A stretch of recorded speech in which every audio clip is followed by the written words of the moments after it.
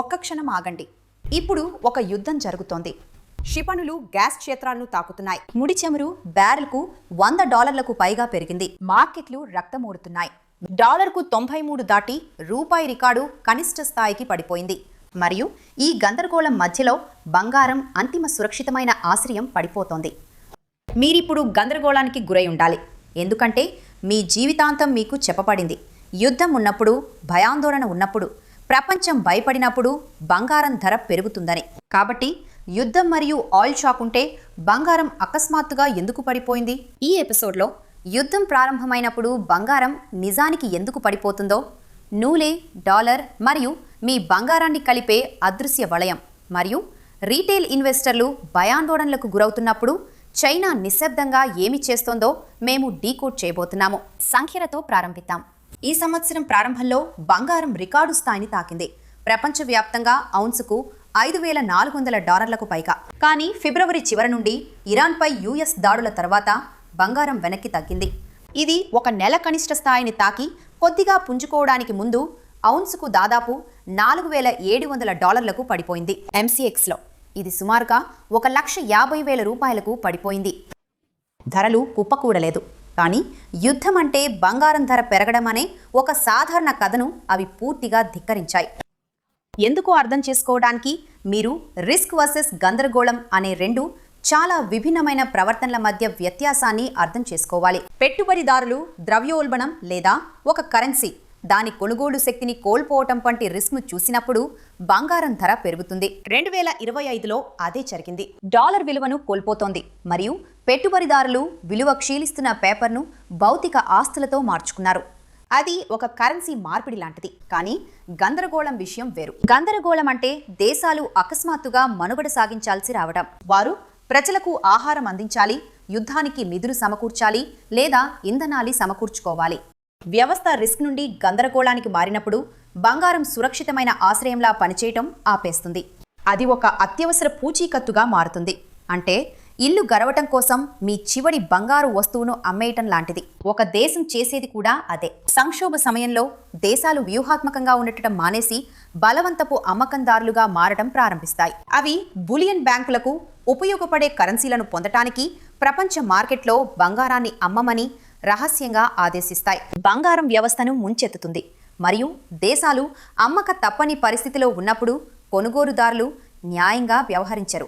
వారు మెరుగైన ఒప్పందం పొందడానికి ధరలను తగ్గిస్తారు మరియు ప్రస్తుతం జరుగుతున్నది కూడా ఖచ్చితంగా అదే. చాలా మంది విశ్లేషకులు బంగారం ఎందుకు పడిపోతోందనడానికి మీకు 3 వేర్వేరు కారణాలు చెబుతారు. యుఎస్ ఫెడ్ వడ్డీ రేట్లను ఎక్కువగా ఉంచడం, మార్జిన్ కాల్స్ కారణంగా ప్రిటీ అమ్మకాలు, మరియు ఇది ఒక ఆయిల్ షాక్ అనే వాస్తవం. కానీ ఇవి 3 వేర్వేరు శక్తులు కావు. అవి ఒక నిరంతర వలయం మరియు దీని వెనుక ఉన్న తర్కం ఇది. ప్రస్తుతం ప్రపంచంలో అత్యంత ముఖ్యమైన సరుకు చమురు మరియు దానిలో ఎక్కువ భాగం ఇప్పటికీ యుఎస్ డాలర్లలో వర్తకమవుతుంది. హార్ముజ్ జలసంధి సమర్థవంతంగా స్తంభించిపోవటం మరియు మధ్యప్రాచ్యం యుద్ధంలో ఉండటంతో కొనుగోలుదారులు యునైటెడ్ స్టేట్స్ వంటి గల్ఫియేతర సరఫరాదారుల వైపు వెళ్లవలసి వస్తోంది. ఇది ఇప్పటికే ఒక ప్రధాన చమురు ఎగుమతిదారు. కానీ ఈ చమురును కొనవలసిన ఆ దేశాలలో చాలా వాటి నిల్వల్లో ఇప్పటికే ఏముంది? బంగారం. ఒక దేశానికి చమురు కోసం చెల్లించడానికి డాలర్లు అవసరమైనప్పుడు మరియు దాని వద్ద నగదు తక్కువగా ఉన్నప్పుడు అది చేయగలిగే అత్యంత వేగవంతమైన పని యుఎస్ డాలర్ల కోసం మార్కెట్లో బంగారాన్ని అమ్మడం. ఫలితంగా డాలర్ బలపడుతుండగా బంగారం ధరలు తగ్గుముఖం పడతాయి.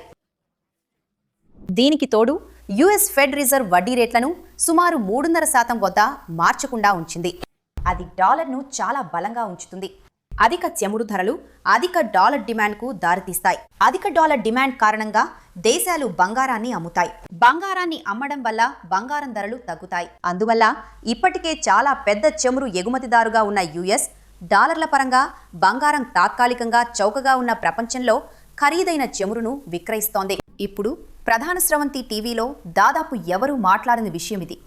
బంగారం విఫలమవుతోందని సోషల్ మీడియా అరుస్తుండగా, రీటైల్ పెట్టుబడిదారులు భయంతో అమ్ముతుండగా, ఒక ప్రధాన ఆటగాడు మాత్రం ప్రశాంతంగా దానికి పూర్తి విరుద్ధంగా చేస్తున్నాడు.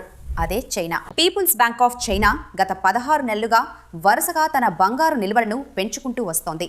ఒక్క ఫిబ్రవరి 2026లోనే వారు 30,000 ఔన్స్ల బంగారం అంటే సుమారుగా 1 టన్ను చేర్చారు. అధికారిక నిల్వలు ఇప్పుడు రికార్డు స్థాయిలో 2,309 టన్నులుగా ఉన్నాయి. దీని విలువ సుమారుగా $380 బిలియన్ల. చైనా నివేదించిన విదేశీ మారక నిల్వల్లో బంగారం ఇప్పుడు సుమారు 10% ఉంది మరియు గత 2 ఏళ్లలో ఆ వాటా రెట్టింపైంది. చైనా బంగారం యొక్క భారీ మొత్తం షాంఘై గోల్డ్ ఎక్స్చేంజ్ SGE ద్వారా వెళుతుంది మరియు SGEకి ఒక కీలకమైన నియమం ఉంది. ఒకసారి లోహం ఆమోదించబడిన ఖజానా నుండి బయటకు వెళ్లిన తర్వాత దానిని ఎక్స్చేంజ్ లోహంగా తిరిగి డిపాజిట్ చేయలేరు. అది వ్యవస్థ నుండి శాశ్వతంగా బయటకు వెళ్ళిపోతుంది. అది ఆడిటర్లకు కనిపించకుండా పోతుంది. మరియు అందుకే ప్రధాన బ్యాంకులోని విశ్లేషకులు చైనా యొక్క నిజమైన బంగారు ఎక్స్పోజర్ అధికారిక సంఖ్య కంటే గణనీయంగా ఎక్కువగా ఉందని నమ్ముతారు. అయితే ప్రశ్న ఏమిటంటే వారెందుకు ఇలా చేస్తున్నారు?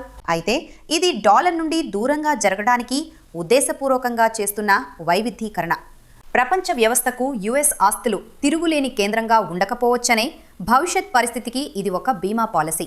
దీని గురించి ఆలోచించండి. రీటైల్ ఇన్వెస్టర్లు ధరలు తగ్గినప్పుడు అమ్ముతుండగా ఒక ప్రధాన ప్రపంచ శక్తి ఈ గందరగోళాన్ని ఉపయోగించుకుని నిశ్శబ్దంగా నిజమైన ఆస్తులను కూడబెట్టుకుంటోంది. మరి ఇందులో భారతదేశం ఎక్కడ సరిపోతుంది? మరియు మరీ ముఖ్యంగా మీరు ఏమి చేయాలి? భారతీయ కుటుంబాలు ఈ గ్రహం మీద ఉన్న ఏ సెంట్రల్ బ్యాంక్ కంటే ఎక్కువగా సుమారు 25,000 టన్నుల బంగారం కలిగి ఉన్నాయని అంచనా. మాకు బంగారం కేవలం పెట్టుబడి మాత్రమే కాదు, అది సంస్కృతి, భద్రత మరియు పరిస్థితులు తారుమారైనప్పుడు ఉపయోగపడే ఒక అత్యవసర రక్షణ. మరి యుద్ధ సమయంలో బంగారం ధర పడిపోయినప్పుడు మీరు ఏమి చేస్తారు? మొదటగా స్వల్పకాలిక లిక్విడిటీ స్క్వీను దీర్ఘకాలిక కథతో అయోమయపరచవద్దు. యుద్ధాలు ఖరీదైనవి. అవి ప్రభుత్వాలను పెద్ద లోటులోకి నెట్టివేస్తాయి మరియు తరచుగా తర్వాత అధిక ద్రవ్యోల్బణాన్ని తీసుకువస్తాయి. ఈ పరిస్థితులు చారిత్రాత్మకంగా బహుళ సంవత్సరాల పాటు బంగారానికి చాలా అనుకూలంగా ఉన్నాయి. రెండవది, మీరు పెట్టుబడి పెడుతుంటే సంవత్సరాల పరంగా ఆలోచించండి, వార్తా శీర్షికల పరంగా కాదు. భౌతిక బంగారం మరియు సావరింగ్ గోల్డ్ బాండ్లు ఆ సుదూర లక్ష్యం కోసం నిర్మించబడ్డాయి, కానీ పరపతితో చేసే పేపర్ ట్రేడ్లు అలా కాదు. మూడవది, ప్రవర్తనను గమనించండి, గోలని కాదు. రీటైల్ ఇన్వెస్టర్లు భయపడి తక్కువ ధరకు అమ్మి ఎక్కువ ధరకు కొంటారు. వ్యూహాత్మక ఆటగాళ్లు మొత్తం దేశాలతో సహా సాధారణంగా ఆ భయాందోళనలను కూడబెట్టుకోవటానికి ఉపయోగిస్తారు. బంగారం మనల్ని నిరాశపరచలేదు, అది సాధారణంగా చేసే పనే చేస్తోంది. గందరగోళ సమయంలో మనకిలాగే ప్రభుత్వానికి కూడా ఒక పూచీకత్తుగా మరియు భరోసాగా పనిచేస్తోంది. కాబట్టి మిమ్మల్ని మీరు ప్రశ్నించుకోండి, మీరు భయంతో ట్రేడింగ్ చేస్తున్నారా లేక నిశ్శబ్దంగా పోగు చేస్తున్నారా? నేను యశోధర మరియు ఇది టీ కోడర్. ఇది మీకు శీర్షికలకు మించి చూడడానికి సహాయపడితే లైక్ బటన్ను నొక్కండి. బంగారం ఉన్నవారితో దీన్ని పంచుకోండి మరియు సబ్స్క్రైబ్ చేసుకోండి, ఎందుకంటే వచ్చే వారం మేము మీ జేబుపై నేరుగా ప్రభావం చూపే మరో కథనాన్ని డీకోడ్ చేయబోతున్నాము. అప్పటి వరకు తెలివిగా ఉండండి మరియు సమాచారం తెలుసుకుంటూ ఉండండి.